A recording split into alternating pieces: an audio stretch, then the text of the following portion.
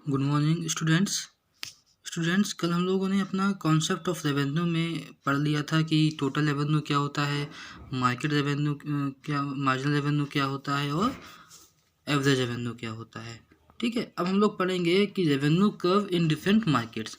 Revenue का curve different markets में किस तरीके से बिहेव करता है। देखो, जैसे इसमें कह रहा है markets are of three types. हम सब लोग जानते हैं थ्री टाइप्स की मार्केट होती हैं: perfectly competitive market, monopoly market और मोनोपोलिस्टिक कॉम्पिटिटिव मार्केट। ठीक है, परफेक्ट कंपटीशन मतलब जहाँ पे आपका जो प्राइस है वो कांस्टेंट रहता है, कोई इन्फ्लुएंस नहीं होता है उसके ऊपर।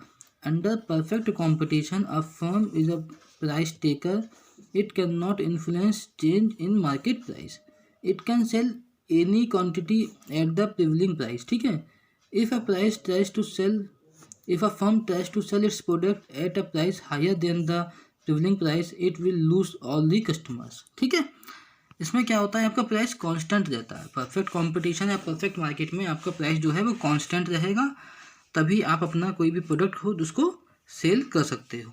जैसे कि इसमें देखो, आप अपने टेबल में आपको दिया हुआ है a firm under perfect competition has to accept the prevailing price. ठीक है, आपको प्राइस, हम सब लोग जानते हैं price is equal to average revenue. Average revenue और प्राइस हमेशा मतलब आपके परफेक्ट कंपटीशन में बराबर होते हैं। तो ठीक है, आपकी एवरेज रेवेन्यू या प्राइस जो है वो आपकी मान लीजिए 5 मतलब प्राइस जो है वो कांस्टेंट है आपकी हमेशा। चाहे कोई सी भी कितनी भी क्वांटिटी आप सेल कर रहे हो, चाहे अपनी एक क्वांटिटी सेल करी, चाहे दो करी, चाहे तीन करी, चाहे चार करी, आपकी जो प्राइस है या एवरेज रेवेन्यू है वो सेम है। ठीक है, एवरेज रेवेन्यू आपकी सेम आ गई। ठीक है, मैंने मान लिया। अब आपको पता है कि तीन तरीके की रेवेन्यू है, एक एवरेज रेवेन्यू है, एक टोटल रेवेन्यू है और एक मार्जिनल रेवेन्यू है। टोटल रेवेन्यू का फॉर्मूला क्या था, मैंने बताया था, एवरेज रेवेन्यू इंटू क्वांटिटी या फिर प्राइस इंटू क्वांटिटी। प्राइस कितना है, 5 इंटू क्वान्टिटी कितनी, 1, 5 1 ज़ा 5, 5 2 ज़ा 10, 5 3 ज़ा 15, 5 4 ज़ा 20। ये आपका टोटल रेवेन्यू निकल आया। इसी के बिहाफ पे आप अपना मार्जिनल रेवेन्यू निकाल लेंगे। अगर आपका एवरेज रेवेन्यू या प्राइस कांस्टेंट है तो आपकी मार्जिनल रेवेन्यू भी हमेशा प्राइस के बराबर ही आएगी, तो वो भी आपकी सेम रहती है, कांस्टेंट रहती है। इस टाइप के कंपटीशन में आपका जो रेवेन्यू कर्व होगा, firms revenue curve under perfect competition जो होगा वो आपका एक स्ट्रेट लाइन बनेगा। ठीक है, हॉरिजॉन्टल स्ट्रेट लाइन कहा जाता है इस तरीके के आपके कर्व को, जिसमें आपका आउटपुट आ जाता है नीचे 1 2 3 4 और 1 2 3 4 5 आपका क्या आ जाता है, आपका जो आ जाता है वो आपका रेवेन्यू आ जाता है। ठीक है, इस टाइप के कंपटीशन में आपके हर बार पॉइंट सेम हॉरिजॉन्टल पे आते हैं, तो आपकी 5 पे, क्योंकि आपका देखो यहाँ भी 5 कांस्टेंट है, यहाँ भी 5 कांस्टेंट है, तो price is equal to A R into M R. तो यहाँ पे आपका जो क्या कहते हैं कर्व बनता है वो हॉरिजॉन्टल स्ट्रेट लाइन में बनता है। डी देखो नीचे लिखा हुआ है, D is the firms revenue curve under perfect competition, it is a horizontal straight line. ठीक है, तो इस तरीके से आपका आपका कर्व बनता है इन अ परफेक्ट कॉम्पिटिशन। अब देखते हैं रेवेन्यू कर्व अंडर मोनोपोली। सबसे इम्पोर्टेंट है, हम सब लोग जानते हैं मोनोपोली का मतलब होता है एकाधिकार। कोई भी मार्केट है जिसमें आप अपना प्रोडक्ट सेल कर रहे हो और उस प्रोडक्ट का कोई और सब्स्टिट्यूट है ही नहीं। पूरी मार्केट में मान लीजिए ये एक पेंसिल है, ये एक पेंसिल आपके पास है, ये पेंसिल आप बनाते हो अपनी कंपनी में, इस पेंसिल का पूरी मार्केट में कोई और दूसरा सब्स्टिट्यूट नहीं है, तो आदमी को यही पेंसिल खरीदनी है। अब ऐसे समझो, under monopoly the firm's average revenue curve slopes downwards from left to right. इसमें क्या बनता था, हॉरिजॉन्टल स्ट्रेट लाइन। इसमें क्या होता है, फ्रॉम डाउनवर्ड होता है लेफ्ट टू, इस तरीके से नीचे के लिए बढ़ता है, left to right. It means that if a monopolistic desire to sell more, he has to reduce price of the product. इसमें क्या होता था, आपका प्राइस जो था कांस्टेंट रहता था। इसमें क्या होगा, आपका जो प्राइस होगा वो कम होगा। मतलब पहले 10 था तो आप अपने प्रोडक्ट को 10 रुपये में ही नहीं बेच सकते हो। मतलब बेचना चाहो बेचो, लेकिन वो एक टाइम के बाद आपको अपने प्रोडक्ट के प्राइस को कम करना ही पड़ेगा अंडर मोनोपोली। ठीक है। Being a single seller of the product in the market, he can fix whatever price he wishes to, but he can sell more only if he lowers the price of the product। देखो market में यही pencil बिक रही है, ठीक है। इस pencil का एक अधिकार मेरे पास है। मैं इस पेंसिल की जितनी चाहूँ उतनी कीमत लगाऊँ, चाहे 5 रुपये में बेचूँ, चाहे 10 में बेचूँ, चाहे 15 में बेचूँ, ठीक है। लेकिन क्या ये कोई पेंसिल 15 में खरीदेगा? क्यों नहीं खरीदेगा? क्यों? क्योंकि इसकी लागत ही नहीं आती है 15 रुपये की। आदमी 15 रुपये की पेंसिल नहीं खरीदेगा। मैं इसकी कितनी भी what ever price he wishes, but कितनी भी प्राइस मैं चाहूँ लगा सकता हूँ, लेकिन अगर मुझे इस पेंसिल को बेचना है तो मुझे इस पेंसिल के प्राइस को कम करना ही पड़ेगा, ठीक है। इसलिए there is a negative relationship between price of the product and the demand for the product in a monopoly market. इसलिए आपके प्राइस में और डिमांड में मोनोपोली मार्केट में नेगेटिव रिलेशनशिप होता है। अगर प्राइस ज़्यादा है तो डिमांड कम होगी, अगर प्राइस कम है तो डिमांड ज़्यादा होगी।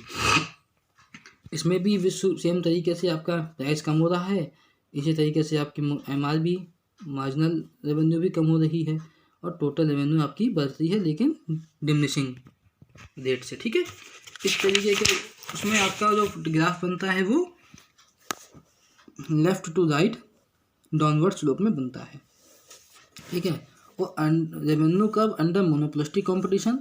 मोनोपोलिस्टिक कंपटीशन में भी सिमिलर मोनोपोली के जैसा ही सब कुछ होता है, बस इसमें क्या होता था, इसमें MR जो था वो तेज़ी से गिरता था। इस वाले में जो MR होगा वो धीरे धीरे गिरेगा। क्यों? इसमें देखो, इसमें क्या होता था, MR जो था 10 से 8 आ गया, 6 आ गया, 4 पे पहुँच गया, ठीक है। अभी आपका AR जो है वो 7 ही तक पहुँचा है। इसमें क्या है, AR धीरे धीरे कम होता है और MR भी धीरे धीरे कम होता है। 10 से 9 होगा, फिर 8 होगा, फिर 7 होगा, फिर 6 होगा, फिर 5 होगा। इस तरीके से आपका शेड्यूल तैयार होता है, ठीक है। इसका भी कर्व सेम रहता है, बस इसमें क्या होता था, डाउनवर्ड स्लोप होता था सेम बिल्कुल। इसमें क्या होता था, AR और MR जो था ज़्यादा तेज़ी से गिरता था। इसमें क्या है, MR धीरे धीरे गिरेगा और AR के ही सिमिलर पैटर्न में सेम तरीके से नीचे आता है, ठीक है। तो ये था अंडर मोनोपोलिस्टिक कंपटीशन। देख लो क्या लिखा, as under monopoly there is a inverse relationship between average revenue and output, ठीक है। Accordingly average curve slopes downwards, MR curves also slopes downward. Monopoly में क्या होता था, अगर AR नीचे आता है, डाउनवर्ड होता है, तो MR भी डाउनवर्ड होता है, एज फास्टर देन AR। उसमें क्या होता था, अगर AR धीरे धीरे नीचे आ रहा है तो MR उससे तेज तरीके से नीचे आता है, ठीक है। लेकिन monopolistic competition is that under monopolistic competition AR curves is more elastic. इसमें क्या होता है, मोनोपोलिस्टिक कंपटीशन में AR कर्व जो होता है मोर इलास्टिक होता है। It means that in response to a given change in price the change in demand will be relatively more for the monopolistic competitive firm than a monopoly firm. इसमें क्या होता है, आपका AR जो है more elastic होता है। क्या मतलब कि जो change in demand will be relatively मोर, इसमें क्या होता है, डिमांड जो है वो रिलेटिवली मोर हो जाती है, ज़्यादा हो जाती है। क्यों? इसमें क्या होता है, आपका MR कर्व जो होगा वो धीरे धीरे नीचे के लिए डाउनवर्ड स्लोप होता है। उसमें AR ज़्यादा फास्ट होता था, MR ज़्यादा फास्ट होता था और AR कम फास्ट होता था। इसमें MR कम फास्ट होगा और AR थोड़ा ज़्यादा फास्ट होगा, ठीक है। इस तरीके से आपका ये कम होता है इन अ मोनोपोलिस्टिक कंपटीशन, ठीक है। Firm demand curve revenue curve is more elastic under monopolistic competition than under monopoly. This is because under monopolistic competition there is a large number of close substitutes, while under monopoly there is no close substitute for the firm। दूसरा सबसे बड़ा difference क्या है, monopoly में क्या होता था, no substitute, और मोनोपोलिस्टिक कंपटीशन में क्लोज सब्सटीट्यूट आपको मिल जाते हैं। गुड्स हैव क्लोज सब्सटीट्यूट किनमें, कॉम्पिटेटिव मोनोपोलिस्टिक कॉम्पिटेटिव मार्केट में आपके पास क्लोज सब्सटीट्यूट होते हैं। तो अगर इस पेंसिल का कोई सब्सटीट्यूट आपके पास है तो आप जो हो इस पेंसिल को हटा के कोई दूसरी पेंसिल खरीद लोगे, इसलिए आपको अपने प्राइस को कम करते रहना पड़ता है ताकि आप अपने इस पेंसिल को बेचते रहें। ठीक है, और इस चैप्टर में फिलहाल इतना ही था। लास्ट में degree of elasticity of demand दी हुई है, ये इसमें भी सेम वही, अगर परफेक्टली इलास्टिक है, परफेक्टली इन इलास्टिक मोनोपोली और मोनोपोलिस्टिक कंपटीशन में किस तरीके से ये बिहेव करता है। सेम चीज़ जो अभी मैंने बताई वही चीज़ यहाँ पे लिखी हुई है। तो इस चैप्टर में फ़िलहाल इतना ही था। तो आपका आज जो था कॉन्सेप्ट ऑफ रेवेन्यू फिनिश हो गया है। कल हम लोग पढ़ेंगे प्रोड्यूसर्स इक्विलिब्रियम के बारे में, वो भी छोटा सा चैप्टर आपका, और आपके इसमें बुक में फिर जो आगे के चैप्टर्स हैं उनको हम लोग कवर करना शुरू करेंगे। ठीक है, थैंक यू क्लास, आज के लिए हम लोग इतना ही रखते हैं।